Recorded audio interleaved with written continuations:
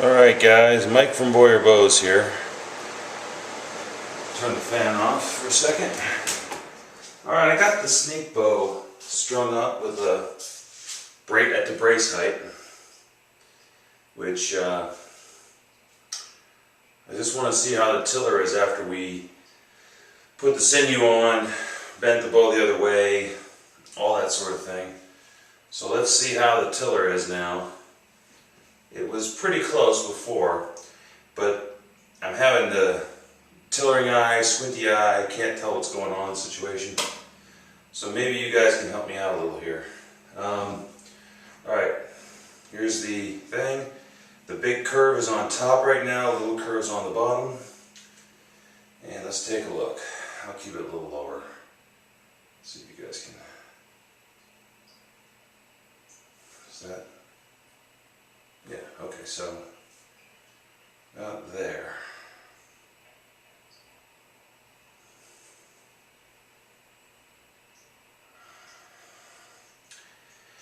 You know, I want to say that it's pretty darn good, except the upper limb looks a little stiff to me. I don't know.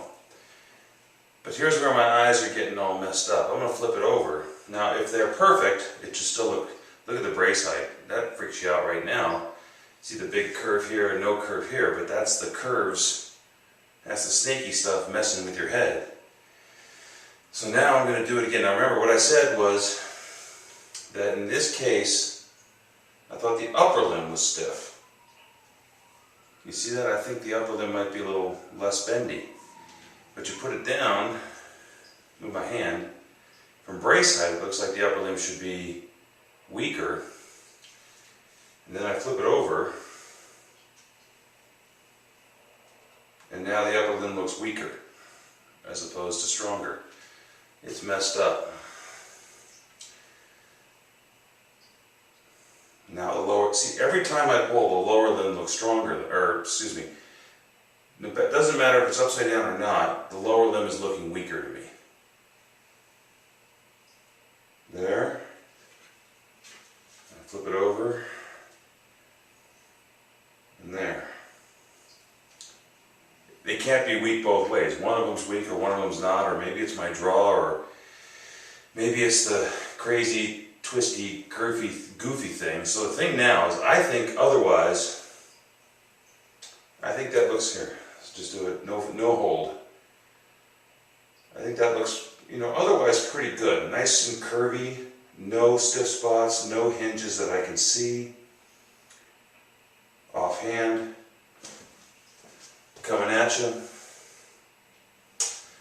So I think the thing I'm going to do now is shoot a couple arrows through it and just feel what kind of vibration might be there. It seems plenty secure.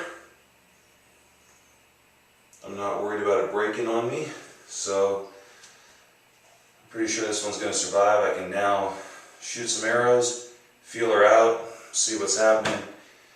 And if everything's good, I'm going to come back and show you.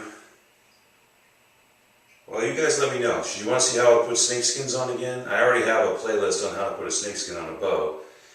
If you want to see that again, great. If not, I'll just show you the finished product when I'm ready. Let me know, guys. And this is the snaky bow. I'm going to go shoot a couple arrows. Let me go over why that works. I was about to finish, but let me talk about that. When you bend the bow back, if the limbs are coming back at the same time, there's a symmetry that happens when they get to brace height. And there's a lot less vibration. If you can imagine them coming back at different times, the bow's doing this, instead of coming back and hitting at the same. I saw a wave, like a wave diagram of it. One limb is doing a curve like this, the other one's reversed, and at the crossing point of the two waves, the vibration is the least. And if they come back at the same speed and intensity and timing, which they will do in a proper tiller, there's very little vibration felt in your hand, or in the bow in general. If they're coming back asymmetrically, there's going to be a lot more vibration, the thing's off. So whenever I'm close, like this, and I'm bashing my head against the wall, kind of like I am now, regarding tiller, I'll shoot some arrows, and if there's no hand shock or minimal hand shock, I'm like, I'm in, done, thank you very much, let's move on. But if it's like kicking me like a mule, I'll say, okay, you know what, I gotta figure this out, something's not right. So I'm off to do that. We'll see you in a little bit, and let me know what you think. Tell me if you guys want to see how I skin the bow again, and I'll do that based on what you guys say. Alright guys, Mike from Boyer Bows.